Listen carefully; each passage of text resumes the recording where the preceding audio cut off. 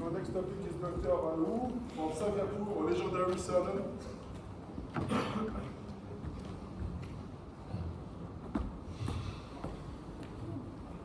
Thank you for the organizing committee, and thank you, Dr. Hayati, for inviting me from Singapore to attend this wonderful meeting in Turkey, Bursa. I'll wait for my slides. My topic is on UBE fusion. Okay, great.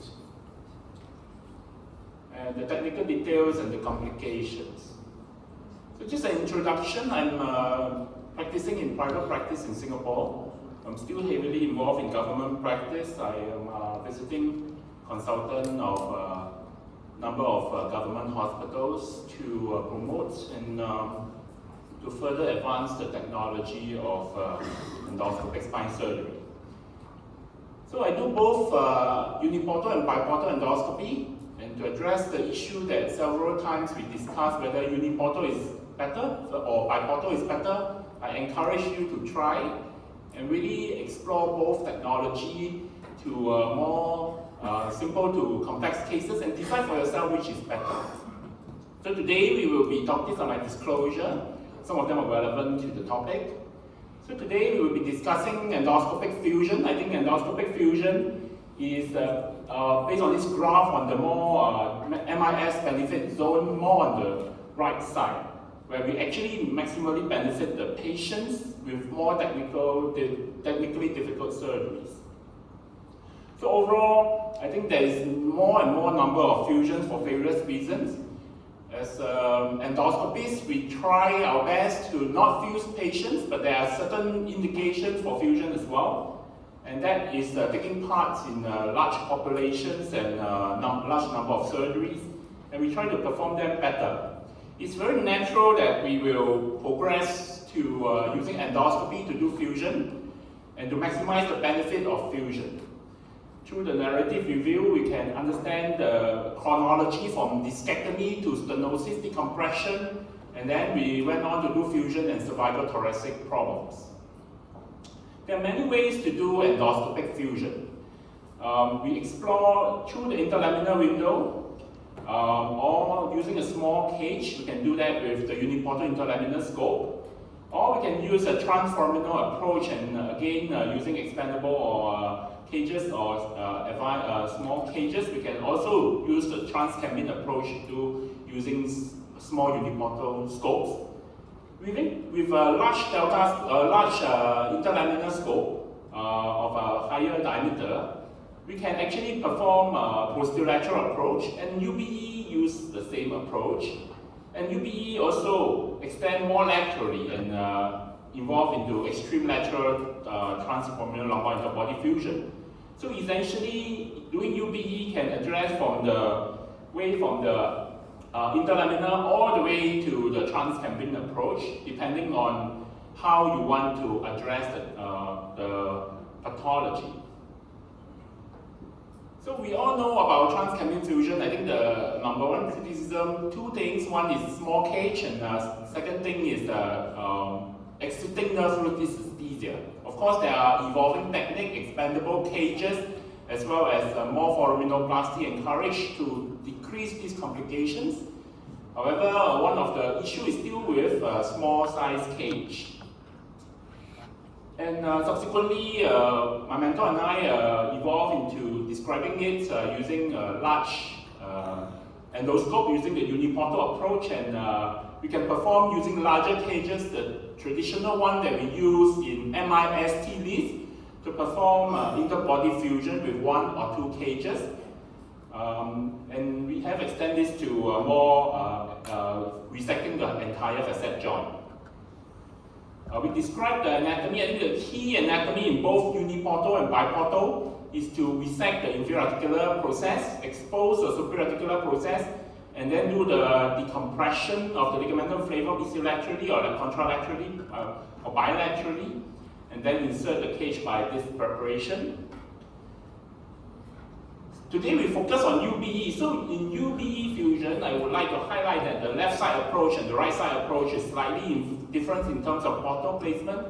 The idea is that we need to put on the lateral view, the portals is placed such that you can insert your cage easily, collinearly, towards the disc.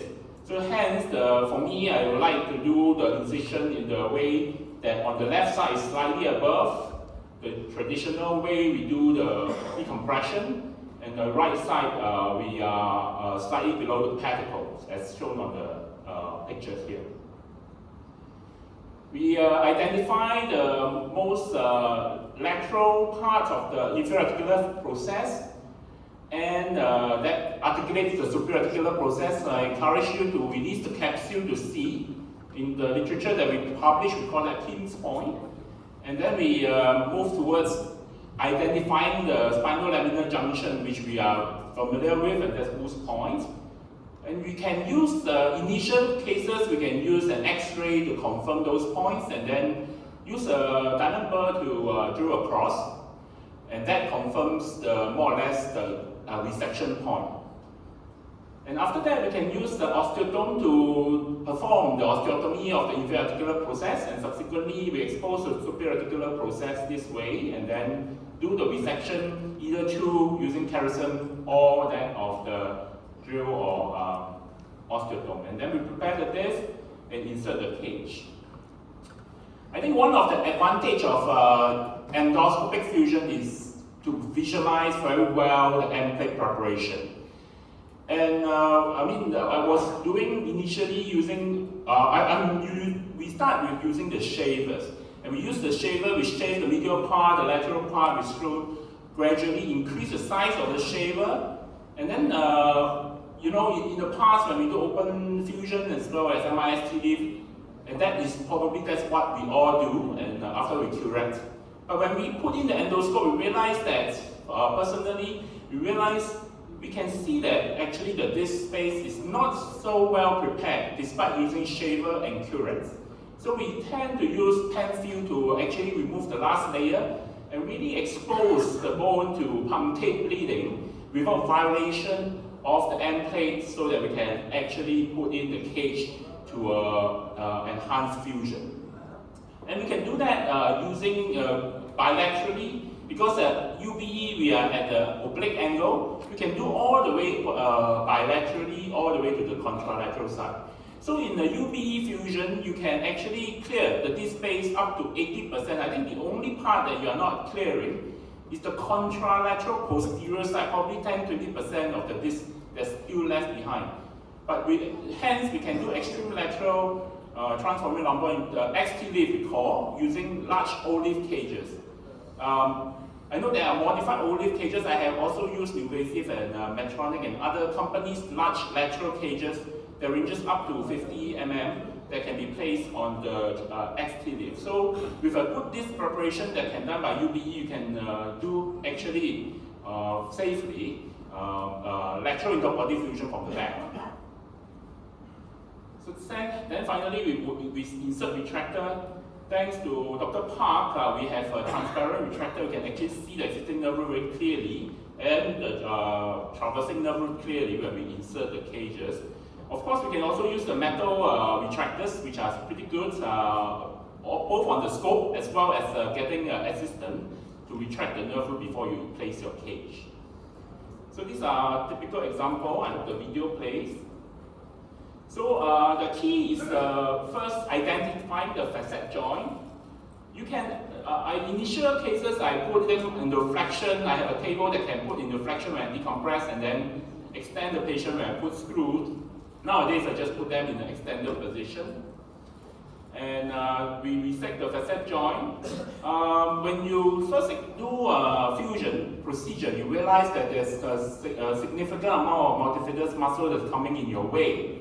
So there will be bleeding. So you have to be very precise in your triangulation to minimize muscle damages. So after we identify that of the area that we are interested to do fusion, then we'll be marking it with a drill and then using chisel. Using chisel is more for bone harvest. Okay, if you have multi-level decompression and subsequently fusion, and then you have a lot of bone in your hands from your decompression, then it's actually okay to drill all the way, and then you actually increases your speed. And subsequently, you do a suprareticular process facetectomy. I think the amount of SAP facetectomy depends on two factors: the adherence of the nerve roots to the disc. Depending on if the nerve root is very adherent, exiting nerve root, for example, in lytic spondylolisthesis, please reset all the way the SAP. If it's a degen spondylolisthesis, grade 1, and then the nerve root are not very adherent, you can reset 75 to 80% of it. Preserve the outer edge of SAP that prevents bleeding. And with that, then we can actually, once you have done that, the ligamentum flavum are loose, and then you can remove it.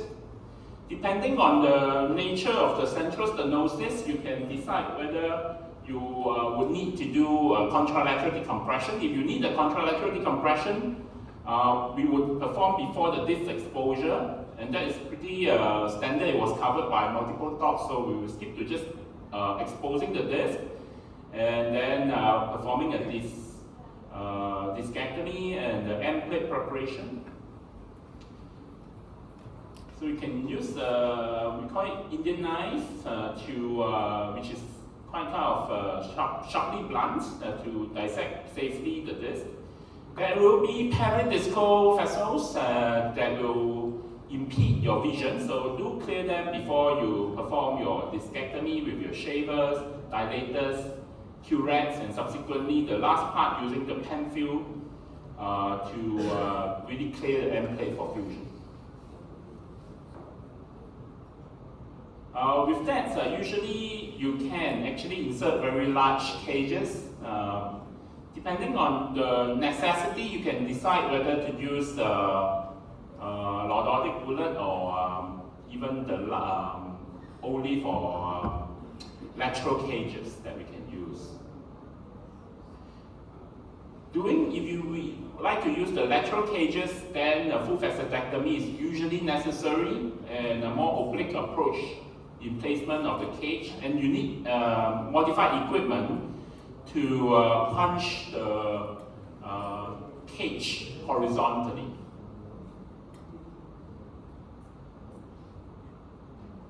So after we prepared this, sorry the video was a bit long, but anyway we will be able to insert the cage. It's real time.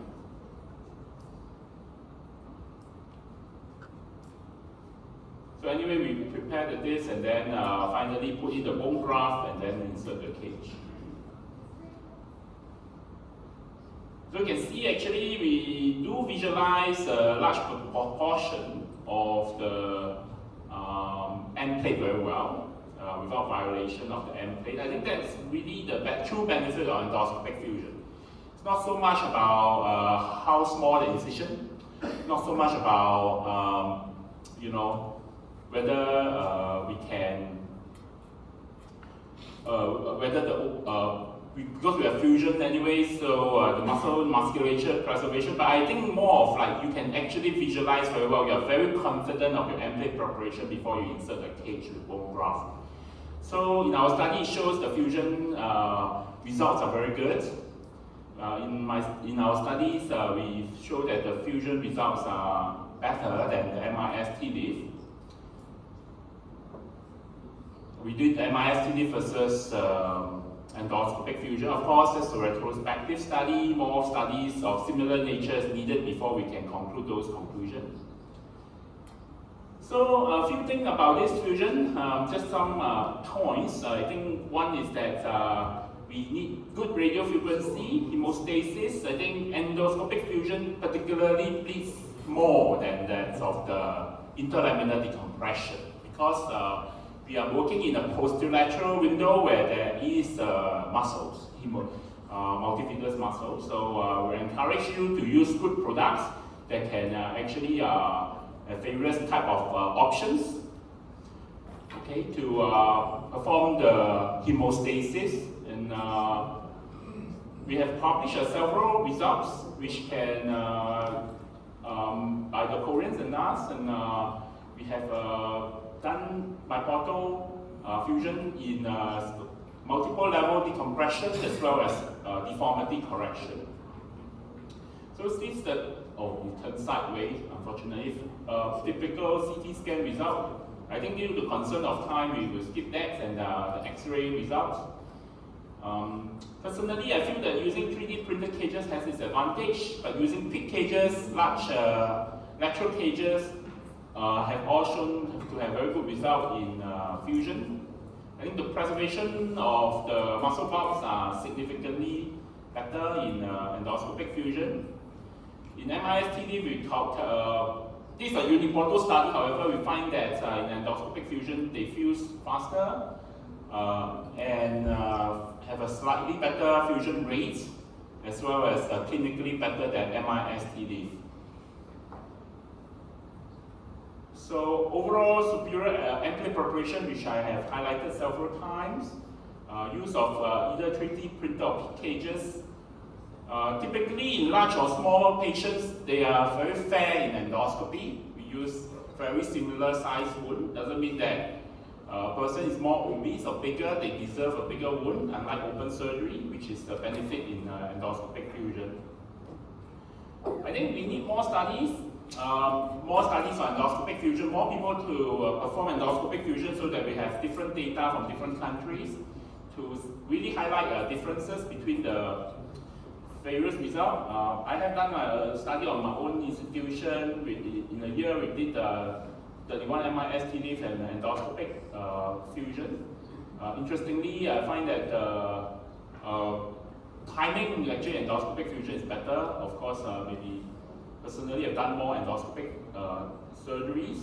Anyway, in terms of clinical results, they are better in terms of back pain, and more significantly, I think it's less intraoperative blood loss even in MI compared to MISTD. And I have not transfused anybody who, until today, up to 3-level fusion, I have not transfused anyone for endoscopic fusion. And I don't put drain in all my cases. I haven't had a hematoma as well. I think the fact that you have a track to put pedicle screw allow the blood to pool out. Of course, good hemostasis during the surgery is important to prevent that. And overall, I think the results are good. The length of hospital stay is really, we count in hours. That's why they don't stay 33 days, they stay in hours. So typically they are less than 2 days stay in our practice. And MISTD, despite being good surgery, they stay a little bit longer, of 80 hours. And overall, I think the benefits are immediate post-op is quite good, and even post-op final outcome, interestingly, endoscopic fusion does better, statistically. Of course, clinically, they both are good in terms of results. Okay, let's not bore you all with more of my studies.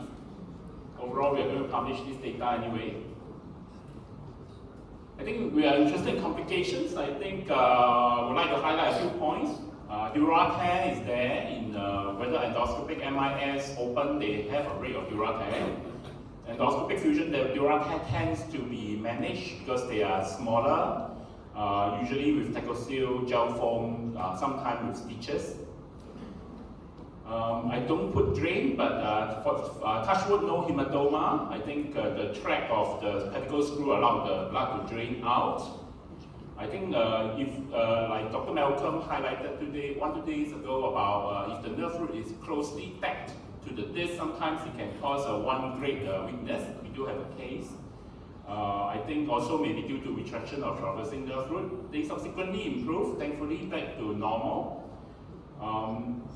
I would like to highlight that if you have a patient with spondylolytic spondylolisthesis grade 2 and above, especially, do a very robust bilateral decompression before you put in cages to reduce it fully, because otherwise contralaterally they might tap on the nerve exiting nerve root on contralateral side and hence lead to contralateral leg pain. There are cage toxidants. Despite our good preparation, I have analyzed them and I realized that I use expandable cages in the all or none form. There are some expandable cages that only deploy fully. They don't deploy halfway and stop. So those cages, those subsidence occur in both using that cage, and I have hence stopped using those all or none expandable cages. That's my own personal experience, my own practice. So I stopped that, and the subsidence rate has dropped tremendously. So that highlights a point about transforaminal fusion. When we use a lot of expandable cage, we may have to watch out for that. In conclusion, I think in my study we have shown that it has early recovery, good long-term results, and we can visualize better the disc space and the end plates, and we can be more gentle with the patients. We need a small incision for big patient. Don't need large surgeon, large incision. In fact, everyone, regardless of what we call it in Singapore, regardless of race, language, or religion, same size incision. So larger patients and elderly patients, they may benefit more in endoscopic fusion. Thank you very much. We are late. We will not have questions. So next speaker is Dr. Arvind Kulkarni.